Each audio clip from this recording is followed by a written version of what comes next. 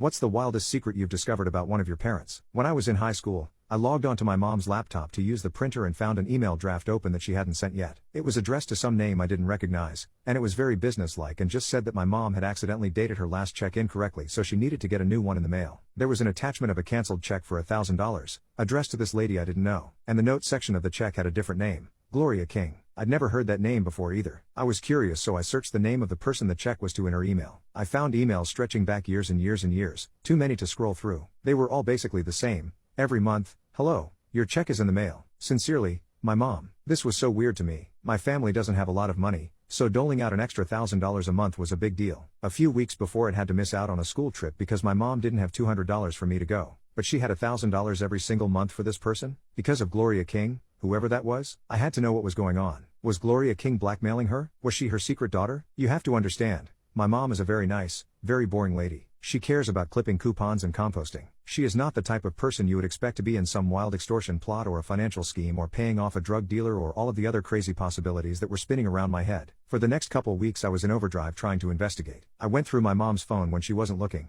but Gloria King and the lady she'd addressed the check to weren't in her contacts. I googled Gloria King, but no useful results came up. Just a lot of old ladies. I tried googling Gloria King with my mom's name, but nothing. And the mysterious email recipient had a really common name, so that wasn't helpful at all. A million results. This was making me crazy, and I found myself being really hostile to my mom because I was mad at her for spending all this money without telling me about it. Did my dad even know? I tried testing him. When he and I were alone, I said, super casually, "There's this new girl at my school named Gloria," to see if he had any sort of reaction to the name. He barely looked up from the newspaper. Finally, I couldn't stand it anymore. I had to know. I said, "Mom, who's Gloria King?" I thought she would freeze up or pretend she didn't know what I was talking about. Instead, she kind of groaned and laughed and said, "Oh God." And then she opened up her laptop and she googled Gloria King plus her name, but this time, she used her maiden name. And up popped a bunch of news articles about a fire at the university she went to while she was a student there. The headlines were stuff like, "Fire at local university deemed arson and arrest made in university arson case. Suspect had manifesto and finally charges dropped against environmental vigilante." Turns out that when my mom was in college, she'd been some sort of crazy environmental crusader who wanted to free all the animals from the science lab and stuff like that. And Gloria King was this fur-wearing,